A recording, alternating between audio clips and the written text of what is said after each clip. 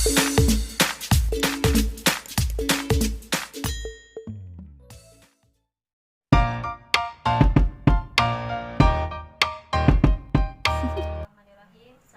warahmatullahi wabarakatuh, Ibu-ibu. Waalaikumsalam warahmatullahi wabarakatuh. Apa kabarnya hari ini?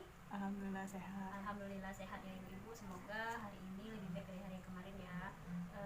Sebelum kita memulai materi pada hari ini, marilah kita bersama-sama melafazkan lafaz basmalah. Bismillahirrahmanirrahim. Sampai di sini Ibu-ibu, kita hari ini masuki materi yang baru Ibu-ibu tentang modul 3, di mana modul 3 ini tentang kesehatan dan gizi Ibu-ibu. Nah, sekarang Ibu-ibu buka buku modul 3-nya tentang modul kesehatan dan gizi.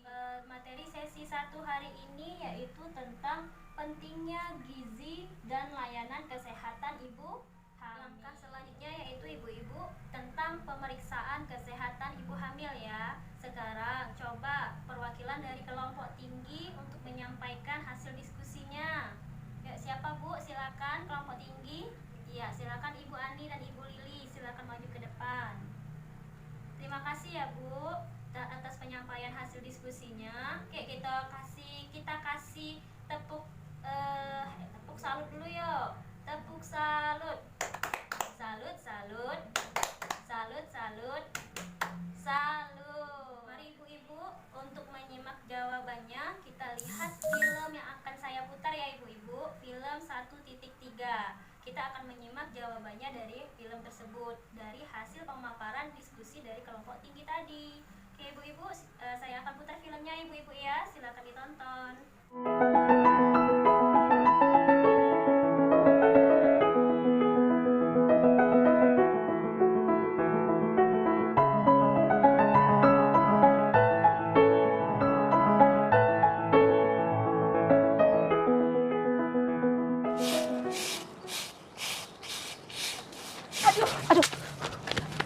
Aduh ibu, ibu kenapa? Kok ibu pucat begini bu? Ibu lemas ya? Ibu belum sarapan? Sakit? Saya pusing. Ada apa, Bu? Ini mas, tadi ibu ini tiba-tiba jatuh. Terus sekarang kayaknya lemas banget, nggak bisa berdiri gitu mas. Kalau begitu kita bawa ke puskesmas aja yuk. Iya, kayaknya harus dibawa ke puskesmas sekarang juga. Ayo, mari saya gendong, Bu. Bu! Pak, Kenapa, Bu? ini istrinya Mang Sayur. Iya, Bu. Ini istri saya. Lagi hamil. Oh lagi hamil? Nggak kelihatan. Kurus banget pak istrinya. Kayaknya harus dibawa ke puskesmas sekarang juga, Mang. Jangan. Nanti saya keluar duit lagi. Kita pulang aja yuk, Bu. Tapi Pak, takut bayinya. Kenapa bayinya, Bu? Pak, istri bapak kan lagi hamil. Harusnya dibawa ke puskesmas. Gratis kok pak. Biar saya dan istri saya antar Bapak ya. Puskesmas deket kok dari sini. Tapi gimana dagangan saya? Biar saya nungguin, Mang. Gak apa-apa. Udah, ayo, Bu. Emang Istri hamil nggak sehat kayak gitu, malah mau dibawa pulang. Ada-ada aja sih Mamang nih.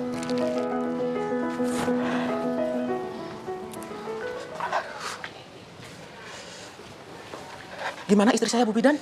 Apa pernah kejadian seperti ini sebelumnya? Enggak sih, Bu. Cuma istri saya itu sering ngomel-ngomel. Pusing, nggak nafsu makan. Terus akhir-akhir ini mendadak ngidam. Bawaan bayi kali ya, Bu? Apa istri Bapak minum tablet tambah darah atau multimikronutrien yang saya berikan beberapa bulan yang lalu? Apa itu, Bu? Emang perlu ya, Bu? Bapak harus lebih banyak perhatian terhadap kesehatan ibu dan bayi. Tadi cek darah, istri Bapak anemia. Aneh apa, Bu? oh pantesan istrinya si bapak lemas. Kasihan ya. Darah merah pada istri Bapak banyak berkurang. Dia tidak punya tenaga, membahayakan pula bagi si janin. Ya, saya mana ngerti, Bu. Itu kan urusan perempuan. Pak, Bapak harusnya belajar lebih mengerti tentang urusan ibu dan anak.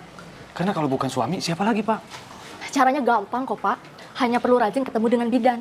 Contohnya suami saya yang ganteng ini, dia rajin ketemu sama bidan. Emangnya harus berapa kali periksa sama Bu Bidan? 4 kali selama hamil. Tetapi Bapak juga harus menjaga makan makanan yang bergizi untuk istri Bapak. Iya, istri sama anak bapak itu kurang bulat. Betul, dan jangan kelewatan minum tablet tambah darahnya. Paling tidak 90 tablet, 1 setiap harinya selama hamil. Suntik tetanus, Pak. Duh, macem-macem urusan ibu hamil. Selain periksa ke bidan, makan yang bener, nelen tablet. Terus, apalagi Bu Bidan? Masih banyak, Pak. Tapi Bapak nggak usah bingung, tanyain aja sama saya. Yang penting diutamakan itu anak dan istri, Pak. Tuh kan, banyak yang bantu.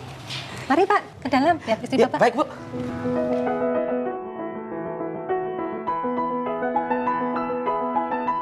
Sampai ketemu besok ya, Pak.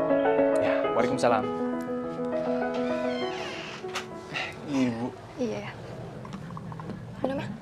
Makasih ya, Bu. Tadi pagi jadi ke bidan. Ya pasti jadi dong ya. Oh iya, ayah tahu nggak Ibidan tadi bilang apa? Katanya ibu rajin ke puskesmasnya ya. Paling ngobrolin kesana sini kan. Iya sih, tadi ibu itu ngobrolin waktu kita pacaran dulu ya. Pacaran? Kok jadi ke situ-situ sih ngobrolnya? Iya, ngobrolin penting kok ya. Penting gimana, Bu? Iya, inget dulu ayah nungguin ibu umur 21 tahun, tapi ayah nikahin ibunya baru tahun lalu. Ya iya, kan baru punya uang, Bu. Iya sih, tapi untungnya kita punya rezeki. Jadi ayah itu nggak perlu nungguin ibu umur 35 tahun deh ya. 35? Memangnya kenapa, Bu? Bilang tuh tadi cerita, 4 tahun lalu dia terlambat ya. Maksudnya, Bu? Resiko kelahiran. Resiko kelahiran? Maksudnya?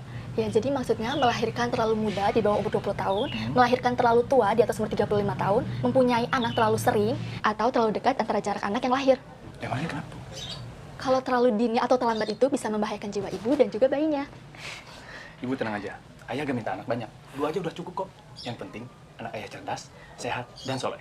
Isi ayah, kayak lagi pesen makanan aja sih. Oh iya, 3 terlambat itu apa ya? Nah, itu juga ada hubungannya dengan melahirkan. Yang pertama, telat mengetahui adanya masalah. Yang kedua, telat tiba di fasilitas kesehatan. Yang ketiga ini telat ditolong bidan ataupun dokter.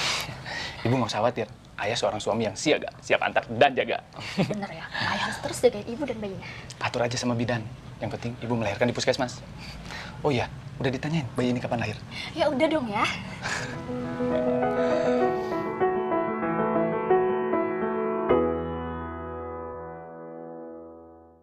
Ya, sudah ditonton ibu-ibu filmnya tadi? Sudah. Sudah. Kemana mereka membawa ibu tadi? Ibu yang jatuh tadi, istrinya tukang sayur. Ke rumah sakit. Ke puskesmas, benar sekali. Ke rumah sakit ya, Bu? Oh, ada yang jawab rumah sakit. Kalau ke rumah sakit itu di tempat yang terdekat dulu, Bu ya. Itu kita ke puskesmas. Apakah ibu-ibu di sini pernah memeriksakan atau pergi juga ke puskesmas saat hamil? Pernah? Iya, benar sekali, Bu ya. Kita harus memeriksakan kandungan kita supaya bayi dan ibunya sehat. Berapa kali ibu hamil harus menemui bidan selama kehamilannya? Berapa kali, Bu? 4. Oh iya, benar sekali, 4 kali. Ada yang berapa kali, Bu? 2 kali? Iya, boleh. Ada yang berapa kali, Bu? 1 kali. Oh, ada yang sering, Bu ya? Berapa kali, Bu? Tiap bulan? Oh, tiap bulan. Benar sekali, Bu ya. Jadi di sini kita lihat di flip chart 1.4 ibu-ibu ya. Kapan periksa kehamilan? Periksa kehamilan itu minimal 4 kali. Minimal 4 kali. Tapi lebih sering itu lebih baik supaya kita mengetahui kondisi kehamilan kita, bagaimana janinnya, tumbuh kembangnya, ya Bu ya. Nah, di sini ada yang dinamakan ini trimester, Bu ya. Ada yang dinamakan trimester. Trimester itu ada 3, trimester pertama, trimester kedua, dan trimester ketiga. Di mana setiap trimester ini kita wajib memeriksakan kandungan kita untuk melihat perkembangan kondisi bayi atau janin yang ada di dalam rahim kita. Pertama itu pada usia kandungan sebelum 3 bulan. Jadi apakah bulan pertama ibu-ibu memeriksakan kehamilannya, atau bulan kedua, atau bulan ketiga. Kemudian trimester kedua. Trimester kedua itu kapan ibu-ibu? Trimester kedua itu pada usia kandungan 4 sampai 6 bulan. Boleh di kehamilan bulan keempat, bulan kelima, atau bulan ke-6. Nah, di sini ada terakhir itu di trimester ketiga, di mana trimester ketiga ini kita harus lebih sering, Bu. Itu 2 kali pada usia kandungan 7 sampai 9 bulan. Jadi usia kandungan 7 sampai 9 bulan itu kita harus melihat apakah letak janin sudah bagus, tinggi panggul ibu sudah bagus, yaitu kan untuk melahirkan. Nah, kemudian ibu-ibu juga perlu memeriksakan kehamilan setiap bulan, apalagi jika ibu hamil memiliki resiko kehamilan tinggi atau 4 terlalu. Apa yang dimaksud dengan 4 terlalu, ibu-ibu? Iya, benar. 4 terlalu itu adalah bisa terlalu muda, terlalu tua, terlalu dekat jarak kehamilan, dan keempat itu terlalu banyak anak. Jadi ibu-ibu kalau 4 terlalu ini dimiliki oleh ibu-ibu kehamilan kita. Karena kalau dari resiko faktor ibu hamil dengan usia 35 tahun atau di bawah 18 tahun atau kurang dari 20 tahun, semakin tua umur wanita maka semakin banyak ini Bu ya, resiko. Benar sekali, banyak resiko ya, banyak resiko. Jadi harus sering-sering memeriksakan kehamilannya. Kemudian jika terlalu tua, ibu hamil tadi terlalu tua 35 tahun, itu juga bisa menjadi faktor bahwa ibu hamilnya memiliki resiko tinggi untuk kehamilannya.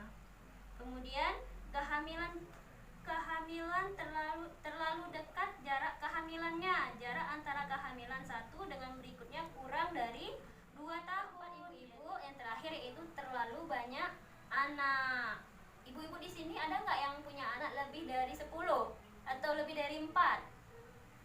Ada? Oh iya, ada yang 5 Bu ya? Iya, ada yang 5. Jadi ibu hamil itu kalau misalnya terlalu sering melahirkan atau lebih dari 4 itu memiliki resiko yang tinggi. Jadi harus sering-sering memeriksakan kehamilan. Apalagi jika ibu hamil memiliki penyakit bawaan ibu-ibu ya, misalnya darah tinggi, kekurangan darah, itu harus, dan lain-lainnya, itu harus diperiksakan kehamilannya. Nah, sampai di sini untuk lebih semangat, mari kita bernyanyi dulu ya Bu. Kita bernyanyi sama-sama, nggak apa-apa sambil duduk aja. Nanti ikuti saya ya Bu. Kalau misalnya saya bilang, kalau kau senang hati, kalau kau suka hati tepuk tangan. Kalau kau suka hati tepuk tangan. Kalau kau suka hati, mari kita lakukan. Kalau kau suka hati tepuk tangan. Bisa ibu-ibu? Bisa. Oke, kita mulai ya Bu. Kalau kau senang, kalau kau suka hati tepuk tangan. Kalau kau suka hati tepuk tangan. Kalau kau suka hati, mari kita lakukan. Kalau kau suka hati tepuk tangan. Kalau kau suka hati tertawalah, hahaha. Kalau kau suka hati tertawalah, hahaha. Kalau kau suka hati, mari kita lakukan. Kalau kau suka hati tertawalah, hahaha. Kalau kau suka hati semuanya, hahaha. Kalau kau suka hati semuanya, hahaha. Kalau kau suka hati, mari kita lakukan. Kalau kau suka hati semuanya, hahaha. Iya, terima kasih ya ibu-ibu. Oke, selanjutnya silakan perwakilan yang lainnya dari kelompok tinggi untuk membacakan layanan apa saja yang diterima oleh ibu hamil di puskesmas. Ya, bergantian ya ibu-ibu. Tadi sudah Ibu Ani dan Ibu Ili. Silakan ibu-ibu yang lain. Iya, boleh Ibu Mary dan Ibu Ita. Oke, silakan maju ibu-ibu. Ya, terima kasih ya ibu-ibu sudah memaparkan hasil diskusinya. Oke, kita kasih jempolnya dulu. Super hebat. Kelompok tinggi super hebat. Oke, terima kasih ibu-ibu. Jadi di sini layanan kesehatan ibu hamil itu ada 10 layanan kesehatan ibu-ibu ya. Yang pertama itu ibu hamil harus mengukur tinggi dan berat badan. Kemudian ibu hamil harus memeriksa tekanan darah atau tensi. Makanya yang kata saya tadi, ibu hamil itu beresiko kalau misalnya punya darah tinggi. Kemudian lingkar lengan atas ya ibu-ibu harus diukur, tinggi rahim, penentuan letak janin, sampai ke pengobatan bila diperlukan. Nah, selain mendapatkan layanan kesehatan ibu hamil, ibu-ibu juga harus merencanakan persalinan di fasilitas kesehatan. Jadi ibu-ibu harus merencanakan persalinan di kesehatan, kemudian tanyakan kapan atau tanggal perkiraan persalinan sehingga ibu-ibu bisa benar sekali mempersiapkan diri untuk melahirkan. Kemudian siapkan donor darah kalau misalnya ibu-ibu kekurangan darah atau darah rendah, atau nanti pada saat ibu melahirkan banyak pengeluarin darah, maka ibu harus siapkan donor darahnya siapa yang sesuai dengan kondisi darah ibu ya Bu. Kemudian ibu hamil itu juga bisa mengikuti kelas ibu hamil di puskesmas. Biasanya untuk mendapatkan apa ibu-ibu? Kalau ibu kelas ibu hamil bisa mendapatkan informasi tentang kehamilan. Benar sekali ya ibu-ibu. Jadi ibu-ibu bisa sekarang ibu-ibu ibu-ibu bisa mendapatkan informasi kehamilan dari manapun, bisa dari lewat internet, bisa lewat dari Google Bu ya. Kalau Mbak Google itu lebih paham semuanya gitu kan, jadi bisa ibu buka internet atau Bu lihat Google, atau ibu-ibu bertanya langsung ke bidan atau di layanan kesehatan terdekat, seperti itu ibu-ibu ya. Kemudian ibu-ibu untuk informasi mengenai kehamilan, ibu-ibu bisa buka buku pintarnya halaman 4, buku pintar kesehatan dan gizi ya ibu-ibu, halaman 4 sampai 13. Di sini dijelaskan bahwa pastikan bagian kesehatan ibu hamil ya, periksa kehamilan. Jadi mulai dari pastikan ibu hamil mendapatkan pelayanan pemeriksaan kehamilan dan sebagainya.